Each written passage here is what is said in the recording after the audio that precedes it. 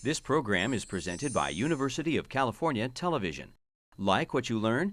Visit our website or follow us on Facebook and Twitter to keep up with the latest UCTV programs.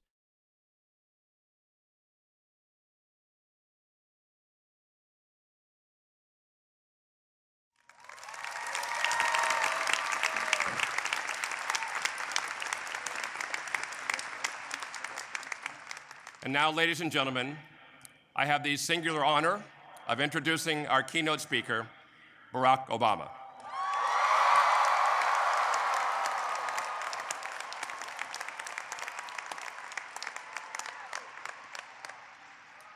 President Obama, please come forward. We will present you with the UCI Medal, which is the highest honor that our university bestows.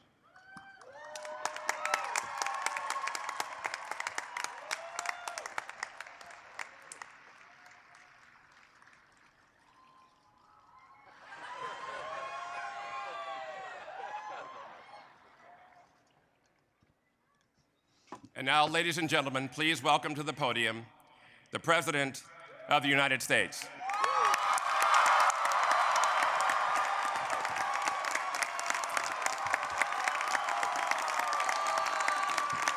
Thank you. Hello, Anteaters.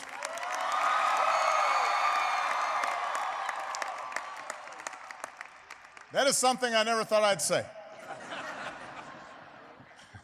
Please take a seat. To President Napolitano, which is a nice step up from Secretary. To Fred Ruiz, Vice Chair of the University of California Regents, Chancellor Drake, Representatives Loretta Sanchez and Alan Lowenthal, to the trustees and faculty, thank you for this honor, and congratulations to the class of 2014.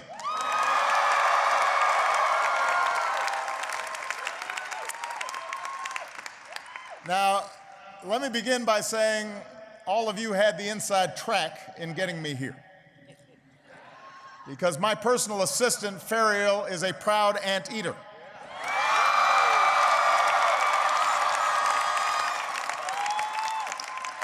Until today, I did not understand why she greets me every morning by shouting, "Zoot, zoot, zoot." It's been a little weird. But she explained it to me on the way here this morning, because she is very proud to see her brother, Sina, graduate today as well. So graduates, obviously we're proud of you, but let's give it up for your proud family and friends and professors, because this is their day too.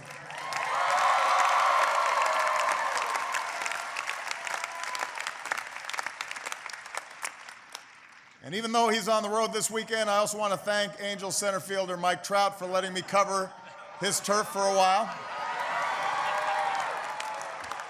He actually signed a bat for me, which is part of my retirement plan. I will be keeping that. And this is a pretty cool place to hold a commencement. I know that UC Irvine's baseball team opens College World Series play in Omaha right about now.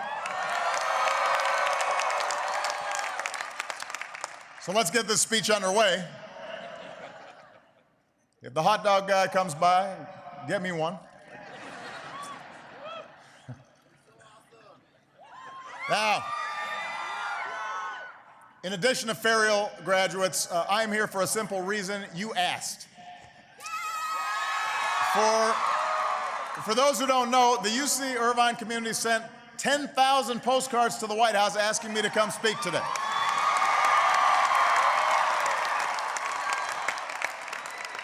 Some tried to guilt me into coming. I got one that said, "I went to your first inauguration. Can you please come to my graduation?" That was you. Some tried bribery. I'll support the Chicago Bulls. Another said today would be your birthday, so happy birthday, whoever you are. My personal favorite, somebody wrote and said, "We are super underrated." I'm sure she was talking about this school.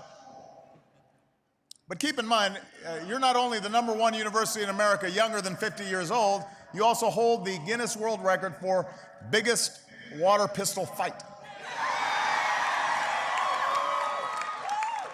You're pretty excited about that.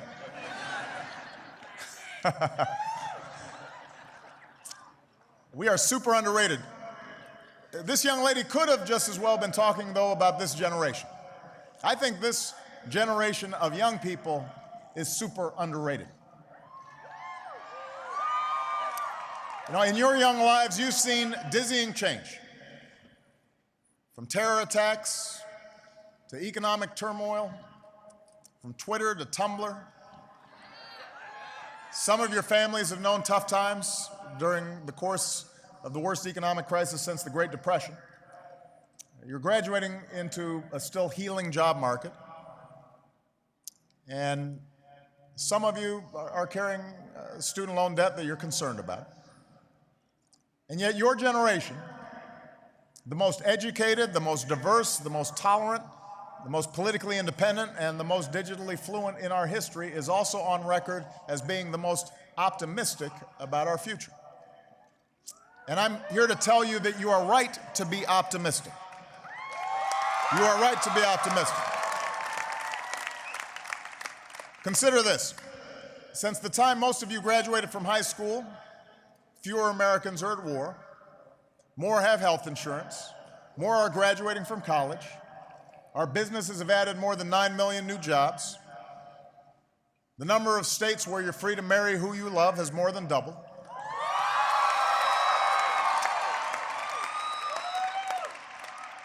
And that's just some of the progress that you've seen while you've been studying here at UC Irvine. But we do face real challenges. Rebuilding the middle class and reversing inequalities rise. Reining in college costs, protecting voting rights, welcoming the immigrants and young dreamers who keep this country vibrant, stemming the tide of violence that guns inflict on our schools. We've got some big challenges. And if you're fed a steady diet of cynicism that says nobody's trustworthy and nothing works and there's no way we can actually address these problems, then the temptation is to just go it alone, to look after yourself and not participate in the larger project of achieving our best vision of America. And I'm here to tell you, don't believe the cynicism. Guard against it. Don't buy into it. Today, I want to use one case study to show you that progress is possible and perseverance is critical. I want to show you how badly we need you, both your individual voices and your collective efforts, to give you the chance you seek to change the world and maybe even save it. I'm going to talk about one of the most significant long-term challenges that our country and our planet faces: the growing threat of a rapidly changing climate.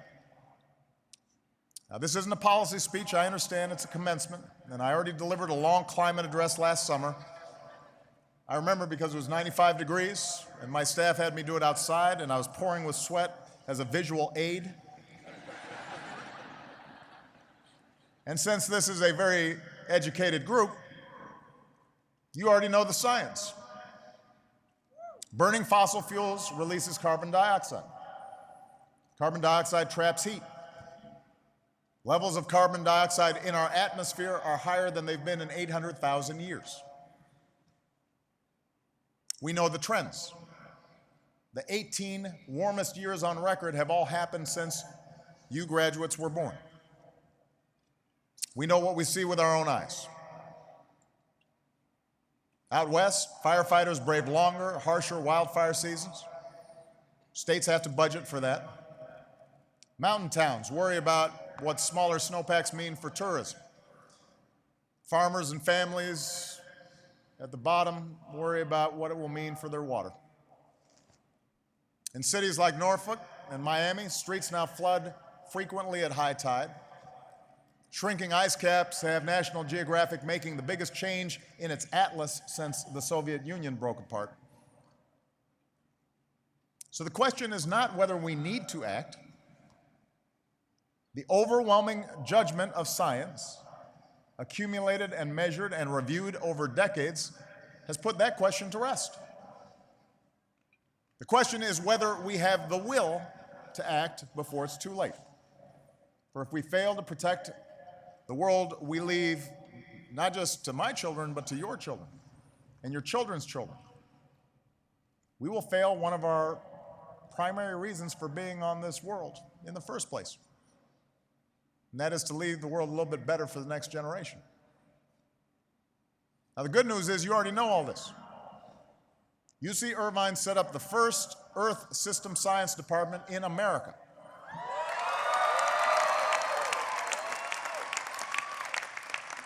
A UC Irvine professor student team won the Nobel Prize for discovering that CFCs destroy the ozone layer. A UC Irvine glaciologist's work led to one of last month's reports showing one of the world's major ice sheets in irreversible retreat. Students and professors are in the field working to predict changing weather patterns, fire seasons, and water tables, working to understand how shifting seasons affect global ecosystems, to get zero-emission vehicles on the road faster, to help coastal communities adapt to rising seas. And when I challenged colleges to reduce their energy use 20% by 2020, UC Irvine went ahead and did it last year. Done.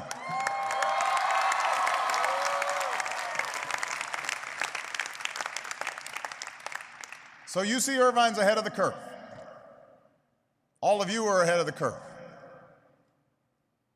Your generation reminds me of something President Wilson once said. He said, "Sometimes people call me an idealist. Well, that is the way I know I am an American." That's who we are. If you need a reason to be optimistic about our future, then look around this stadium, because today in America, the largest single age group is 22 years old. And you are going to do great things. And I want you to know that I've got your back. Because one of the reasons I ran for this office was because I believed our dangerous addiction to foreign oil left our economy at risk and our planet in peril. So when I took office, we set out to use more clean energy and less dirty energy and waste less energy overall. And since then, we've doubled the distance our cars will go on a gallon of gas by the middle of the next decade. We've tripled the electricity we harness from the wind, generating enough last year to power every home in California. We've multiplied the electricity we generate from the sun 10 times over. And this state, California, is so far ahead of the rest of the country in solar that earlier this year, solar power met 18% of your total power demand one day.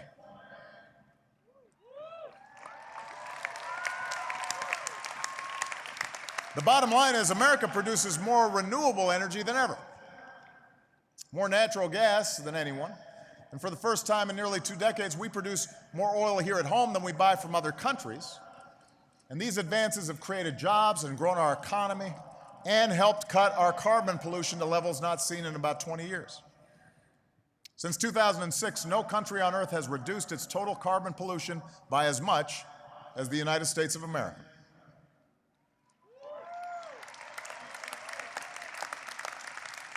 So that's all reason for optimism.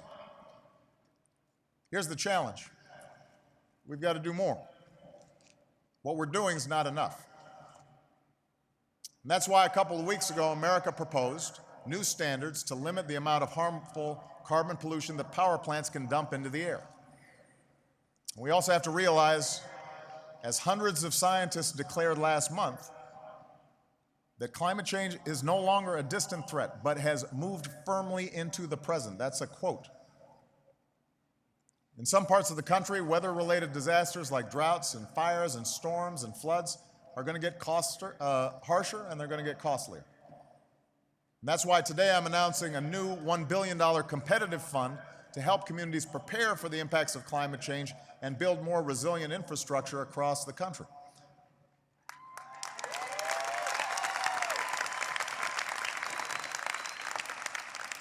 So it's a big problem. But progress, no matter how big the problem, is possible.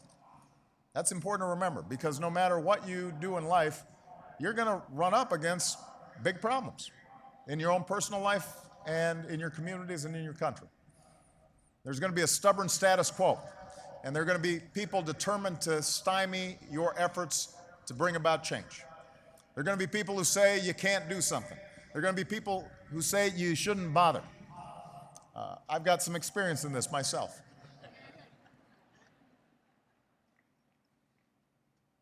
Now, part of what's unique about climate change, though, is the nature of some of the opposition to action.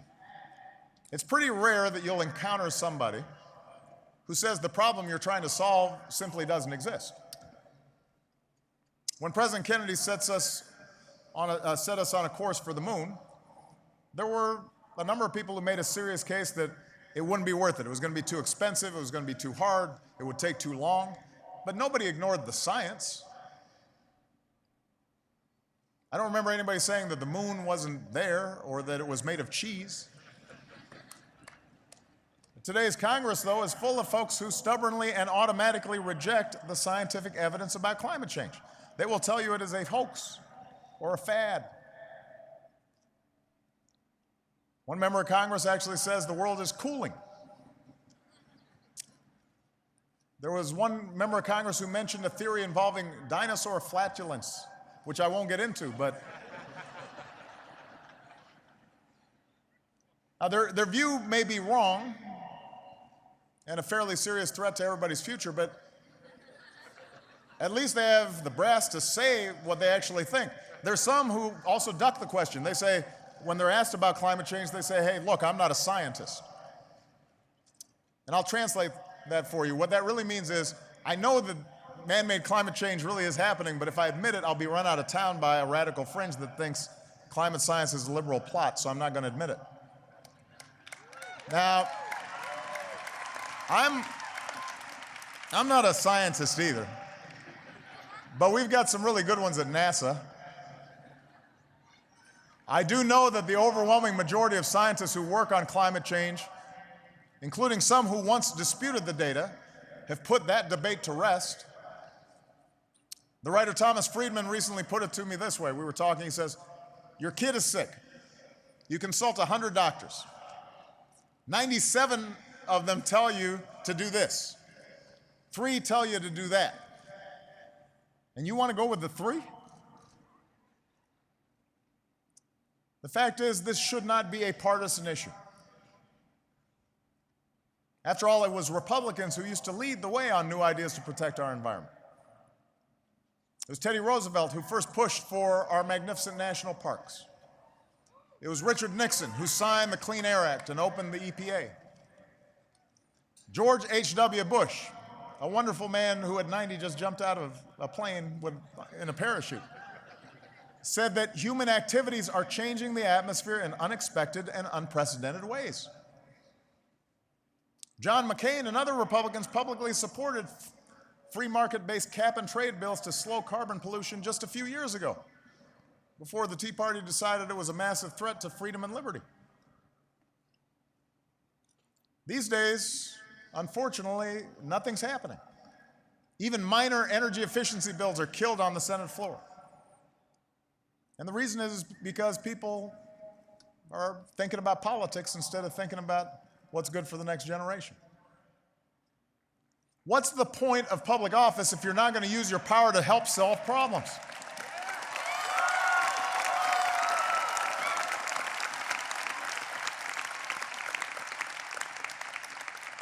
And part of the challenge is that the media doesn't spend a lot of time covering climate change and letting average Americans know how it could impact their futures.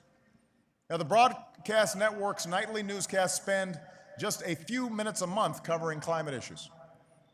On cable, the debate's usually between political pundits, not scientists.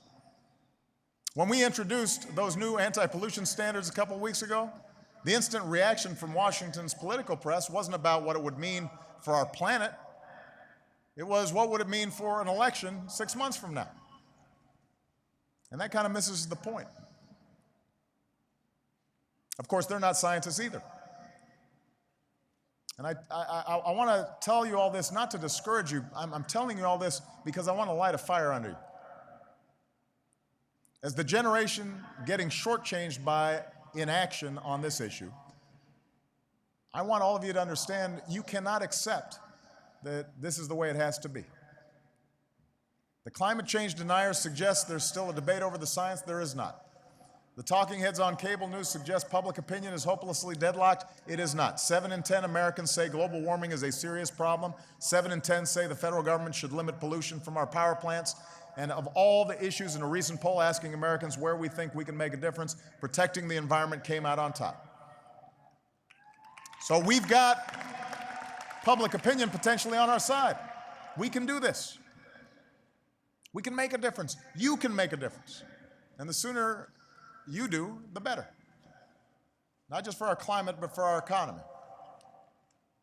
There's a reason that more than 700 businesses like Apple and Microsoft and GM and Nike, Intel, Starbucks have declared that tackling climate change is one of America's greatest economic opportunities in the 21st century.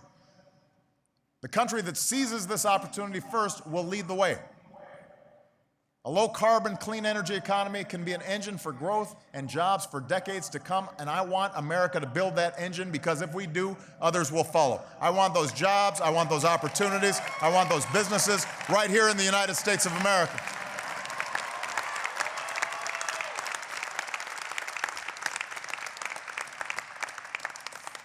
Developing countries are using more and more energy, and tens of millions of people are entering the global middle class, and they want to buy cars and refrigerators. And so if we don't deal with this problem soon, we're going to be overwhelmed. These nations have some of the fastest rising levels of carbon pollution. They're going to have to take action to meet this challenge. They're more vulnerable to the effects of climate change than we are. They've got even more to lose, but they're waiting to see what does America do. That's what the world does. It waits to watch us act.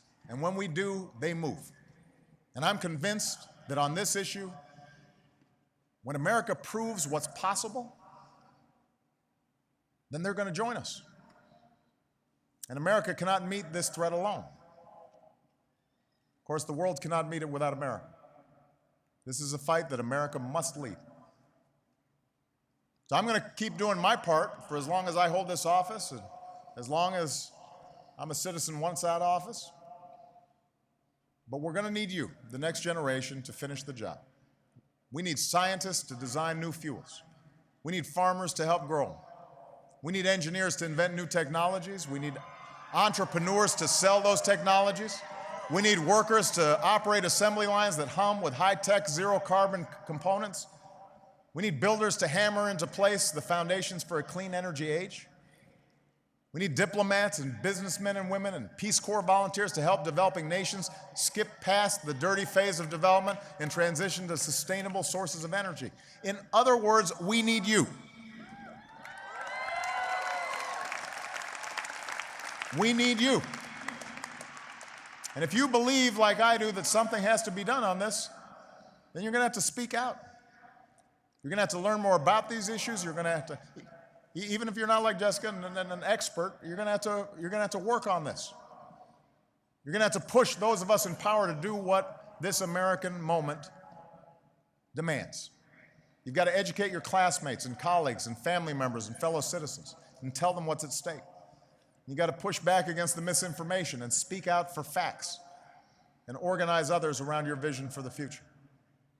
You need to invest in what helps and divest from what harms. And you've got to remind everyone who represents you at every level of government that doing something about climate change is a prerequisite for your vote. You know, it's no accident that when President Kennedy needed to convince the nation that sending Americans into space was a worthy goal, he went to a university. That's where he started. Because a challenge as big as that, as costly as that, as difficult as that, requires a spirit of youth. It requires a spirit of adventure, a willingness to take risks. It requires optimism. It requires hope. That day, a man told us we'd go to the moon within a decade. And despite all the naysayers, somehow we knew as a nation that we'd build a spaceship and we'd meet that goal. That's because we're Americans, and that's what we do. Even when our political system is consumed by small things, we are a people called to do big things. And progress on climate change is a big thing. Progress won't always be flashy. It'll be measured in disasters averted and lives saved and a planet preserved and days just like this one 20 years from now and 50 years from now and 100 years from now. But can you imagine a more worthy goal, a more worthy legacy than protecting the world we leave to our children? So I ask your generation to help leave us that legacy. I ask you to believe in yourselves and in one another. And above all, when life gets you down or somebody tells you you can't do something, to believe in something better. There are people here who know what it means to dream. When Muhammad Abidi was a boy, the suffering he saw in refugee camps in Lebanon didn't drive him into despair. It inspired him to become a doctor. And when he came to America, he discovered a passion for engineering. So here at UC Irvine, he became a biomedical engineer to study the human brain. And Muhammad said, I had never come to the United States. Had I never come to the United States, I would have never had the ability to do the work that I'm doing. He's now going to Caltech to keep doing that work. Cynthia Flores is the daughter of a single mom who worked as a seamstress and a housekeeper, the first in her family to graduate from high school, the first in her family to graduate from college. And in college, she says, I learned about myself that I was good at advocating for others and that I was argumentative, so maybe I should go to law school. And today, Cynthia is the first in her family to graduate from law school, and she plans to advocate for the rights of workers like her mom. She says, I have the great privilege and opportunity to answer the call of my community. The bottom line, she says, is being of service. On 9/11, Aaron Anderson was a sophomore in college. Several months later, he was in training for Army Special Forces. He fought in Afghanistan, and on February 28, 2006, he was nearly killed by an IED. He endured dozens of surgeries to save his legs. Months of recovery at Walter Reed. When he couldn't physically return to active duty, he devoted his time to his brothers in arms, starting 2 businesses with fellow veterans and a foundation to help fellow wounded Green Beret soldiers. And then he went back to school. And last December, he graduated summa cum laude from UC Irvine. And Aaron is here today along with 4 soon-to-be commissioned ROTC cadets and 65 other graduating veterans. And I would ask them to stand and be recognized for their service.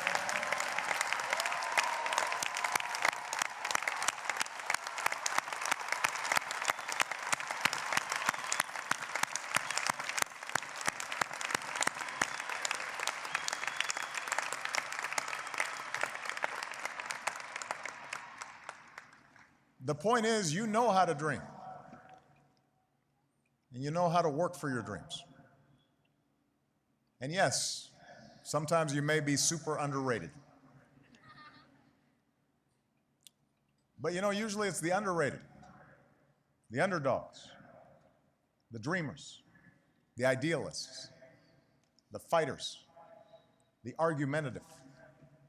Those are the folks who do the biggest things.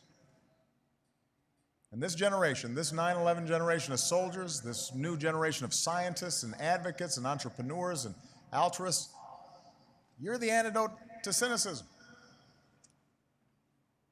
It doesn't mean you're not going to get down sometimes. You will. You'll know disillusionment. You'll experience doubt. People will disappoint you by their actions. But that can't discourage you. Cynicism has never won a war or cured a disease or started a business or fed a young mind or sent men into space. Cynicism is a choice. Hope is a better choice. Hope is what gave young soldiers the courage to storm a beach and liberate people they never met. Hope is what gave young students the strength to sit in and stand up and march for women's rights and civil rights and voting rights and gay rights and immigration rights. Hope is the belief against all evidence to the contrary that there are better days ahead and that together we can build up a middle class and reshape our immigration system and shield our children from gun violence and shelter future generations from the ravages of climate change.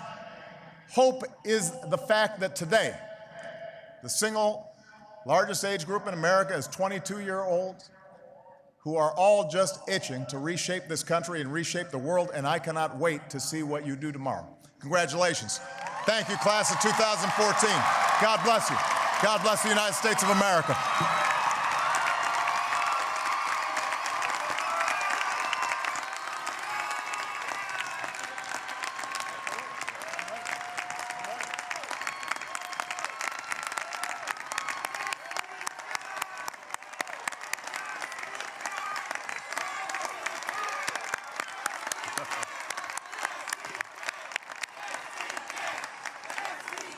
Thank you very much.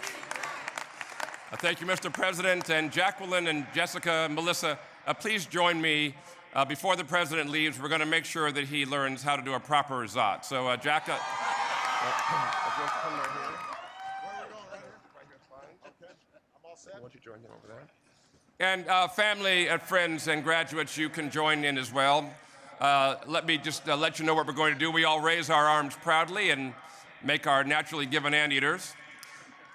And the signal will be 1, 2, 3, zot, zot, zot. We need to shake the rafters on this one. So 1, 2, 3, zot, zot, zot. All right.